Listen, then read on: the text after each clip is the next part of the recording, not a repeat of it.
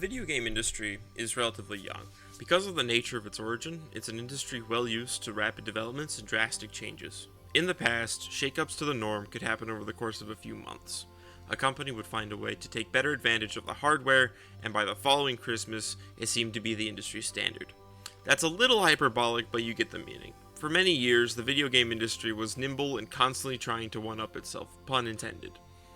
Nowadays, if you look to the many companies that once forged ahead in that landscape, you may be shocked to see the apparent attitude that permeates the industry.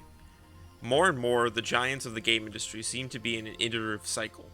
Before I continue on here, I want to say I do not think that the video games made by big companies are bad now because of this. I actually really like a number of the games that I think are emblematic of the current trends. That trend being these really big, open-world games with 2 billion hours of content, insanely detailed environments, a season pass, a DLC to be released later, or, even worse, a live service game as an entirely separate example. Games that fit this description have been made recently by many studios. Sega's done it with the Like a Dragon or Yakuza games, as well as Phantasy Star Online 2, New Genesis. Square Enix was doing this with the Final Fantasy VII remakes. Also, it's what Final Fantasy 15 was, and it's basically what Final Fantasy 14 is, by all accounts. Nintendo even did it with the most recent Zelda games. Moving to Western developers, this sort of thing has basically defined Bethesda for a long time. Ubisoft has been doing this sort of thing basically since Far Cry and Assassin's Creed became their big franchises. All that is to say that the open world trend has been going pretty strong for nearly 20 years.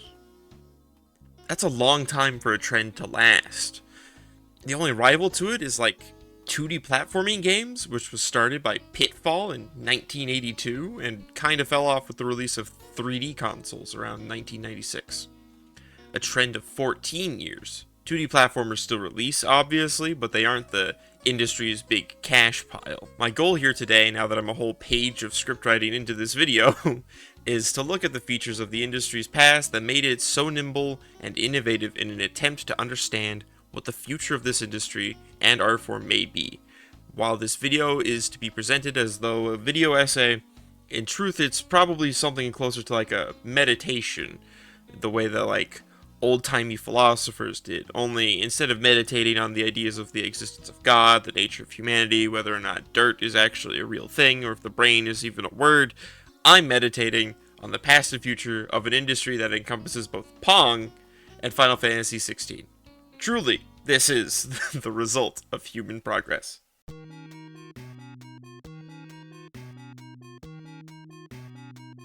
Okay, this is a big one, if I'm being honest. A huge part of the reason early video games kept changing between the 80s up through the year 2000 was just how ham computer technology was going around that time. Along with the technology for displays, where TVs were getting bigger, higher definition, better colors, better refresh rates. Huge! It's just going and losing weight at the same time. When the Pong was made in 1972, there were numerous limits to how much stuff could be on screen, how fast it could move, what color it could be, etc., etc. But by the time the original Mario Bros. Came out in 1983, many of those limits were either gone or had been cleverly dealt with by the developers. A similar story was seen with the advent of 3D gaming. Games like Final Fantasy VII and Virtua Fighter had pretty strict limits on how many polygons could be on screen and what kind of processing power could go to things like lighting. But already with the PS2, just a few years later, many of those limitations were mere ghosts, non-issues for many developers. Today, the processing power of a budget smartphone far exceeds those old machines like the PlayStation 2, and the power of dedicated gaming machines is on a whole other level to that. So, why haven't there been more revolutionary ideas? Well, the phrase limitation breeds creativity seems to ring true here. Without terribly hard limits, developers feel no need to revolutionize the way games are played. This is also why AAA games are as big as they are. The lack of limits to how big a game can be means that file optimization is a big concern to large development studios. There's also a belief that this is being done maliciously by some studios in order to make it so you have to choose between the latest Call of Duty shooter game and literally any other video game. But this isn't about throwing shade at the practices of singular studios and how they're a poison upon the art form that is gaming. Besides, the lack of limits isn't the only factor here. Up next, we have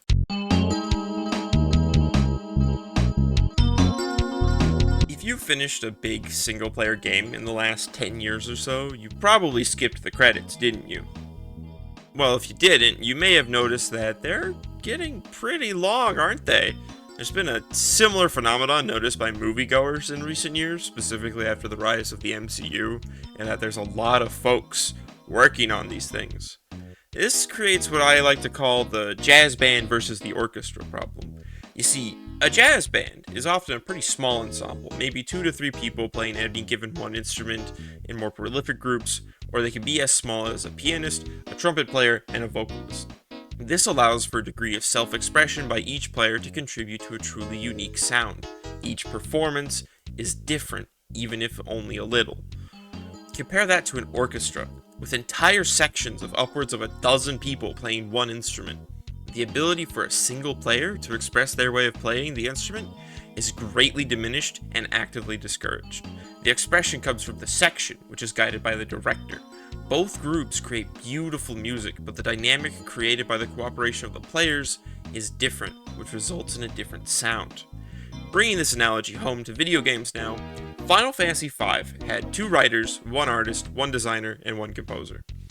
Final Fantasy XVI had 6 writers and 109 people listed for the art department alone in IMDb. When 109 people have to work together to create a world that looks cohesive, the ability for any one of those artists to really leave their mark on the project is incredibly small. Again, both FF5 and FF16 are beautiful games with their own merits, and please don't start anything in the comments over this comparison. You do not have to make it clear which Final Fantasy game was the one you played first. My point in this comparison is that things like the dancing women in Final Fantasy V were most likely the idea of 1 or maybe 2 people, whereas a side quest in Final Fantasy XVI probably had a writer assigned to it, a couple artists that worked with the design of characters and enemies that were involved, implemented by multiple programmers, placed in by a designer, and finally approved by the director. It takes more effort to create and implement an idea in such a large project. Now, the size of these projects feeds directly into my next point here.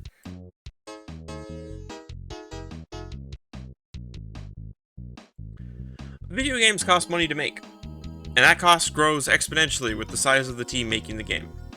For 2 examples, Shenmue for the Dreamcast was considered a wildly expensive game to make back in the day, actually being the most expensive game that had been produced to that date, and it cost $70 million to make, and that's including much of the first parts of creating Shenmue 2. Using Final Fantasy XVI as an example again, it cost around $300 million to make. That is more than 3 Shenmues. And for those of you who don't know, that's all of the Shenmues. That's all of them that exist to this day. Now, Final Fantasy XVI was pretty famously a title that caused Square Enix some financial issues in the financial quarter following the release, ultimately coming up as a loss, and so did Shenmue for the Sega back in the day.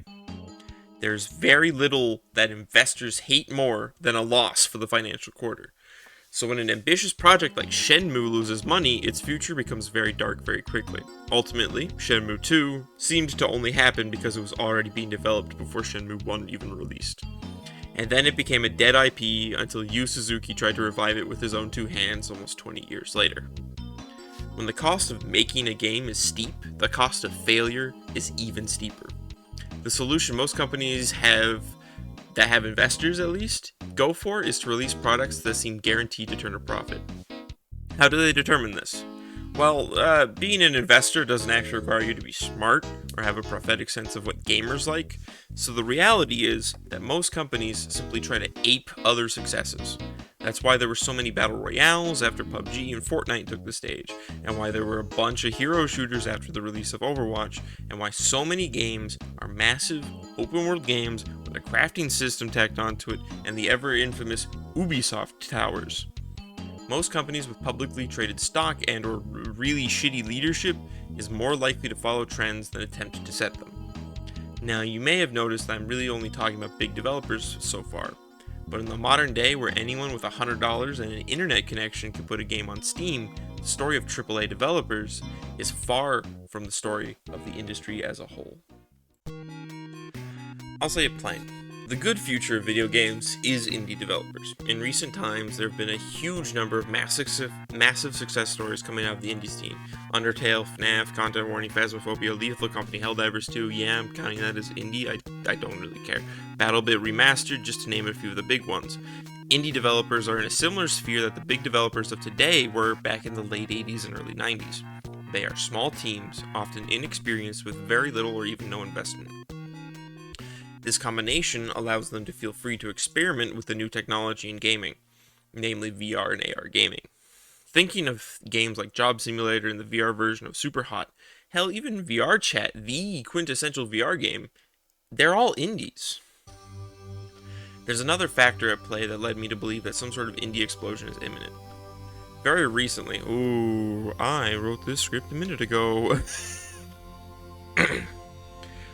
Somewhat recently, a large number of game studios have made sweeping layoffs. Given how many studios have done this in quick succession, it's unlikely many of the people laid off will find work within the industry at the scale that they did before, if at all. These are well-experienced developers, many of whom know each other and have made incredibly successful games in the past. I would not be surprised if they teamed up and started their own studios. The conditions are ripe for it, so keep an eye out on Steam, Good Old Games, and itch.io. The world of video games is huge, and it's only getting bigger and more diverse.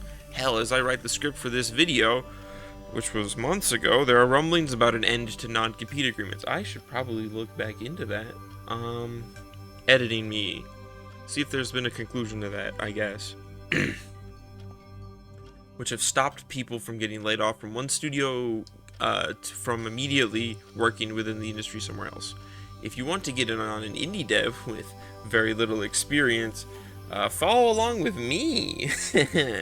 I've made a handful of games of my own, and I'm working on more projects still.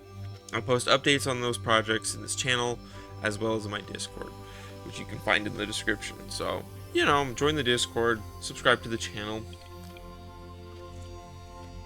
what have you. Now, there have been a few more events since this script was written that makes me want to say something about it. I think it was Square Enix laid off the staff of a game like a couple hours after release. Sony bought the studio that made Concord. Concord failed, and now they've all been fired, presumably. I think that hasn't been the big headline, it's just that Concord failed. The big companies are doing so much all the time, and it is more and more and more at the expense of the people who make the games and the people who play the games. The PS5 Pro costing $700 happened like yesterday at the time of recording this. What? What makes you think that's a good idea, honestly? I truly think that this sort of indie explosion is huge, and it seems like big publishers also know that this is true in some way, shape, or form. Nintendo's been doing indie stuff for the past two consoles, because I think it was pretty big with the 3DS had a bunch of indies, and the Wii U had a bunch of indies, I think. I don't know what happened on the Wii U. But the Switch definitely has a bunch of indies, like so many indie games on it. Shoot. So yeah, it really means that there is a lot more opportunity for indie developers now than there has been basically since the beginning. I'm excited for it. So yeah, this is a little video essay deal. I think it's pretty fun. Fun to make. It was fun. I just kind of write out scripts while I'm at work in my downtime because, well, I mean, shoot, sometimes it gets boring. So I have a few more of these. I might continue working on them. I'll probably start editing these on stream. So, I don't know when this video will get uploaded. Hopefully nothing went wrong with the recording this time around. This is actually the second time I recorded this video. This was supposed to be up probably about 5 months ago now that I think about it. shit, man. This is this is taking forever. To actually get out. I think I made a thumbnail for it on stream at some point months ago. It's been a while. It's been a long ride. So hopefully I'll get more of this to get mixed in with the devlogs and other videos. We'll see. We'll see. I don't know, man. I'm trying to keep up a 2 videos per week type of deal. And while I'm enjoying doing what I have been doing, I do want to kind of switch up the content, kind of move towards some other more interesting things, I think. So yeah, thank you all for watching. I will see you in the next video or on my next stream, and until then, stay safe out there.